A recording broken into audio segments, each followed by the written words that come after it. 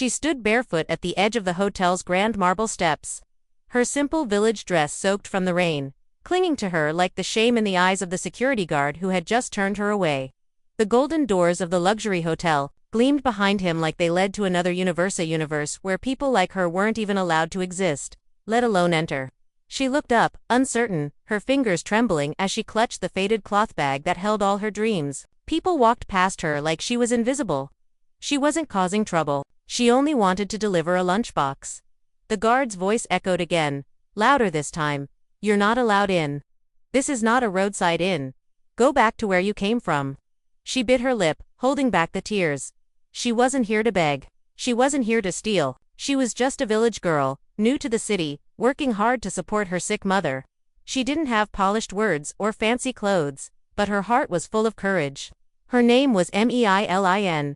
No one knew that inside that very hotel, on the top floor, in the most expensive suite, a powerful man was scanning the time on his watch, annoyed that his lunch hadn't arrived. Not just any lunch. The lunch he asked for, specifically cooked by a local woman from the mountains who had impressed him with her food.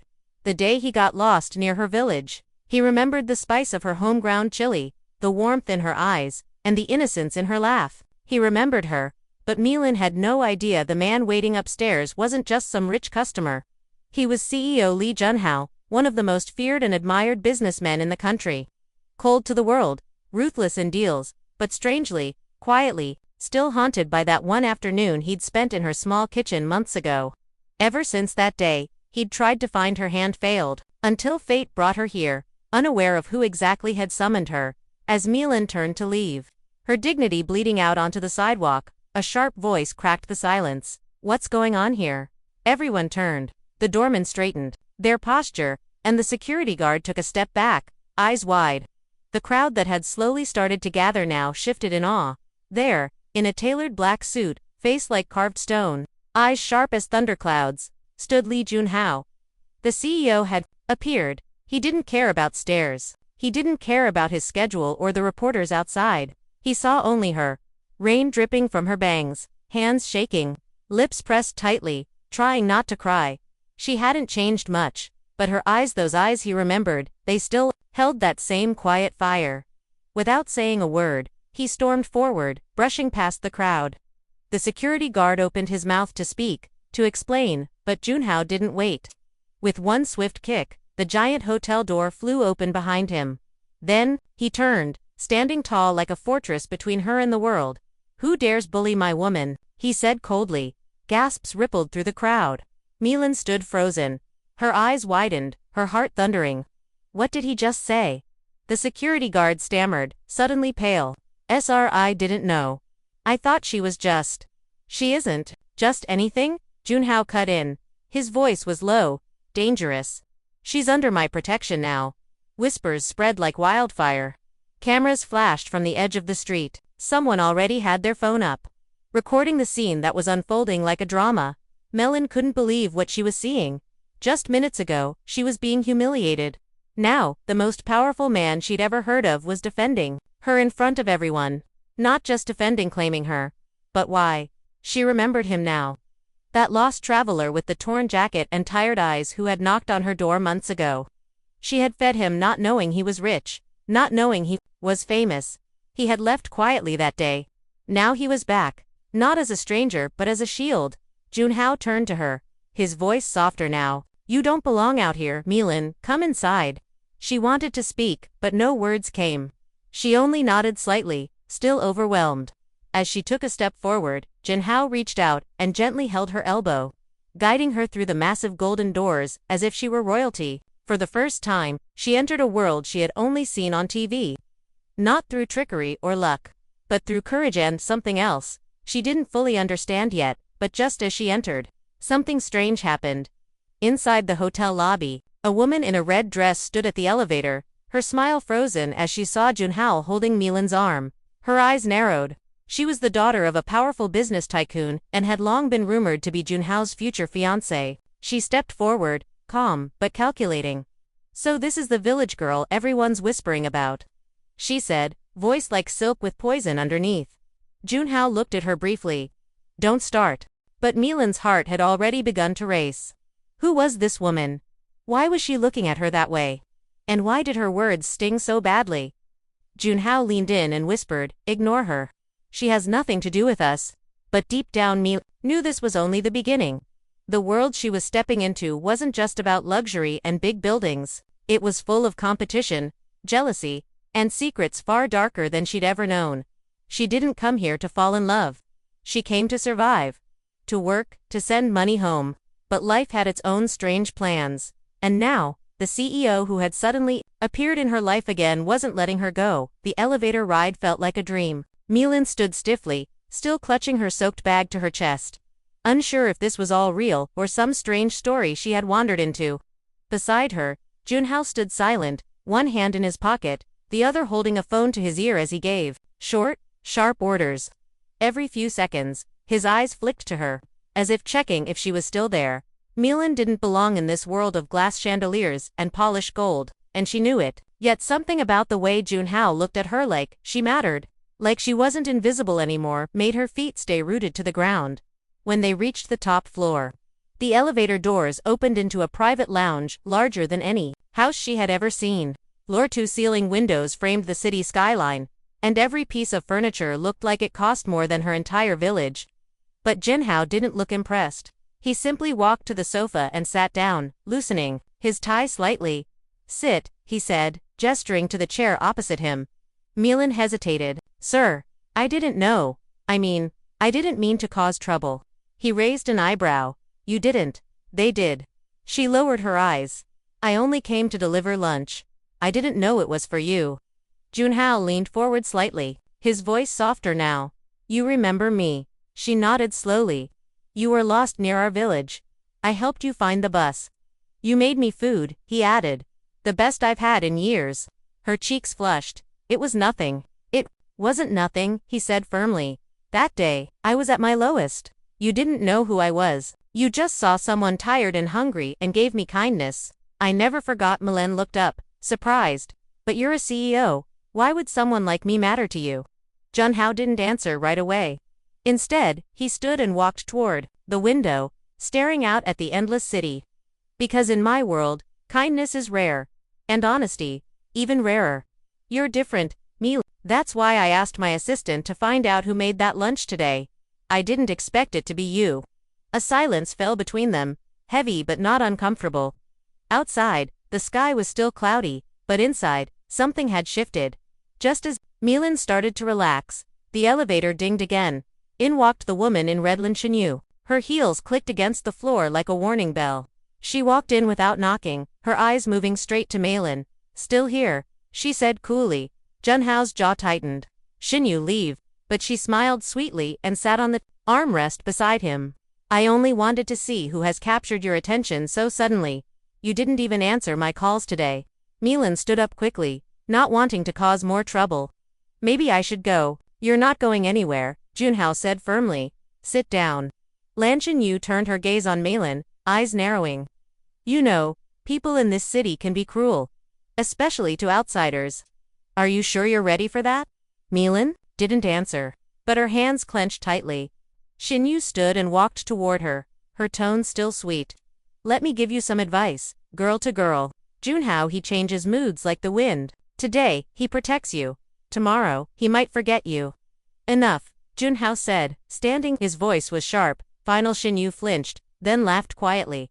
"I see, so it's serious." With one last glance at Milin, she walked out, her perfume lingering in the air like a warning. Junhao sat back down and ran a hand through his hair. "Don't let her get to you. She's been trying to secure a business marriage between our families for years, but I never agreed." Milin stayed quiet, but her heart felt heavy. She had only come to the city to earn money. She didn't ask for this chaos, but now she was in the middle of something far bigger than she could understand. The next few days moved fast. Junhao arranged for her to work in the hotel kitchen, under a contract. She would prepare his meals daily, and in return, he offered a place to stay nearby, training, and enough money to send home. It felt too generous, but he made it clear this was repayment for what she did for him once. Yet not everyone welcomed her. Whispers followed her in the kitchen. Some mocked her village clothes. Others warned her to stay away from the CEO. One assistant even threatened her, saying, Women like you don't last long here. Still, Milan kept her head down and worked harder than anyone. Every morning, she woke up before sunrise to prepare fresh ingredients. Every night, she collapsed into bed with sore feet, but a proud heart. Her cooking began to gain quiet praise. Junhao started eating in the employee cafeteria, just to sit across from her, but the more attention he gave her, the more enemies she seemed to make. One night, as Milan walked back to her apartment, she noticed a dark car following her. She tried to ignore it, but her instincts screamed something was wrong. Just as she reached her door, the car stopped. A man stepped out, his face hidden under a cap. "Milan," he said, "we need to talk." She froze. "Who are you?" The man pulled out a phone. On the screen was a photo of her and Junhao, sitting close in the cafeteria. "You're causing quite a stir," he said. "And some people aren't happy. You should think carefully about how far you want to take this relationship." Her blood ran cold. "What do you want from me?" He smiled. "To deliver a warning. If you stay by Junhao's side, someone's going to get hurt. Maybe your mother back in the village. Accidents happen all the time." He disappeared into the car before she could scream. Milan rushed inside, locked the door, and sank to the floor, shaking. She thought of her mother, of home, of how hard she had worked to escape poverty. But now, it wasn't just about survival. Someone wanted to destroy her. All because she stood beside a man who treated her with respect. She had to choose, run away and keep her family safe, or stay and fight for what she had earned, even if it meant going up against people far more powerful than her. And somewhere deep inside her, something began to stir. She wasn't going to let them win. Not this time, without a fight. That night Milan didn't sleep. The man's warning echoed in her ears like thunder. Her mother's gentle face, the small wooden house back in the village, and the long road she had walked to get here all flashed through her mind. She had never asked to be caught in someone else's war. She only wanted a job, a chance, a better life. But now, standing in the middle of a silent room, with fear gripping her heart, she realized this was bigger than her. And if she ran now, she'd never stop running. The next morning, she showed up to work like nothing had happened, but something in her had changed. Her eyes were clearer, her steps steadier. She didn't tell Junhao what had happened, not yet. She needed to understand who was really behind the threat. And she had a feeling it wasn't just jealousy, it was business, power, control. 2 days later, the hotel buzzed with tension. A press conference was announced.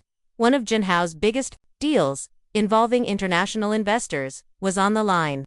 Milan was in the kitchen, preparing his lunch like always, when someone slipped her a note. It was unsigned. ***, come to the rooftop at noon. Alone. If you want to save your mother. ***, her hands trembled. Her heart raced. But she knew one thing. If they were threatening her mother, it meant someone had been watching her closely. Too closely. At 11:58, she took the service stairs, the note tucked in her sleeve. The rooftop was quiet, wind whipping against the edges. And there, standing near the railing, was Lan Xinyu. "I knew you'd come," Xinyu said, without turning. "You care too much." Milan stared at her, confused and furious. "Where is my mother?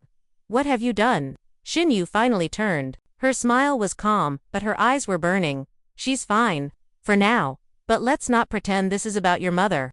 This is about Junhao. He's made a mistake choosing you. And I'm fixing it." "You threatened my family," said, her voice steady despite the shaking in her chest. "Why? Just to get him back. You think this is about love?" Xinyu laughed bitterly. "This is about power. Junhao's name is tied to mine. Our families. They were meant to merge. But ever since you appeared, he's thrown logic away. He's ruined deals, delayed meetings, all to protect you. Do you think the board members haven't noticed?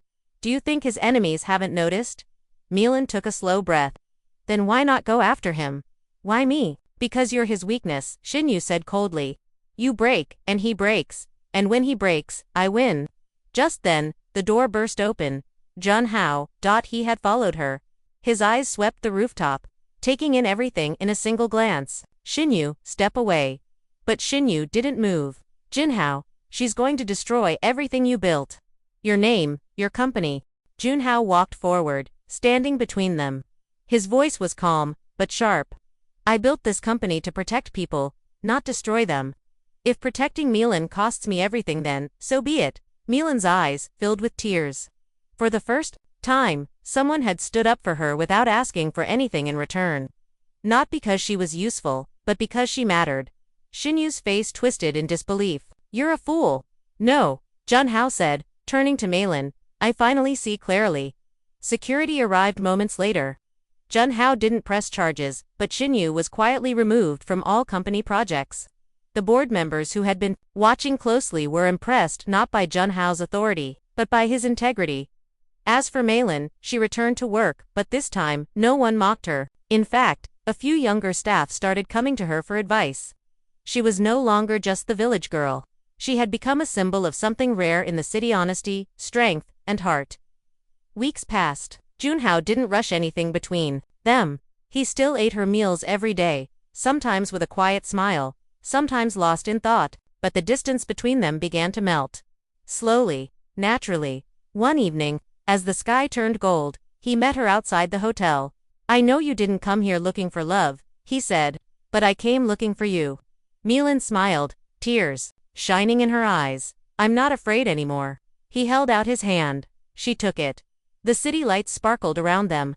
A village girl and a CEO, an unlikely pair who had fought through class, pressure, and fear. Not because of a fairy tale, but because they believed in each other when no one else did.